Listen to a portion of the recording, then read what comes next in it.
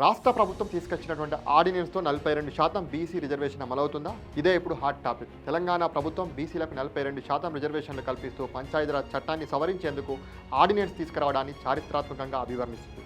కానీ ఇది నిజంగా అమలవుతుందా? అవును, ఆర్డినెన్స్ వల్ల తాత్కాలికంగా అమలవచ్చు.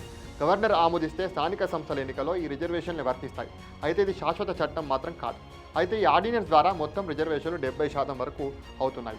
ఇది సుప్రీంకోర్టు నిర్ణయించినటువంటి 50% హద్దును దాటుతుంది. అందువల్ల ఇది కోర్టులో చర్యలకు లోనేటువంటి అవకాశం కూడా కనబడుతుంది. అయితే ఇక్కడ కొన్ని కీలక అంశాలు అత్యంత కీలకం. అయితే బీసీ కులగణన డేటా పర్ఫెక్ట్గా ఉందా, డెడికేషన్ కమిషన్ నివేదిక కోర్టు ముందు నిలబడుతుందా అనేది అత్యంత కీలకం. అంతేకాకుండా basic structure and fundamental rights ఉల్లంఘించకపోతేనే ఈ యొక్క అమలు సాధ్యమవుతుంది. అంతిమంగా చెప్పాలంటే ఈ ఆర్డినెన్స్తో అమలు మొదలవుతుంది, కానీ నిలబడాలంటే మాత్రం ఖచ్చితంగా కోర్టు గ్రీన్ సిగ్నల్ తప్పనిసరి. ఒక సామాజిక ఆలోచనకు న్యాయస్థాన మద్దతు ఉంటే అది ఖచ్చితంగా మరింత పటిష్టమవుతుంది అనేది ఈ బిల్లు ఒక ప్రత్యేకమైనటువంటి ఉదాహరణ.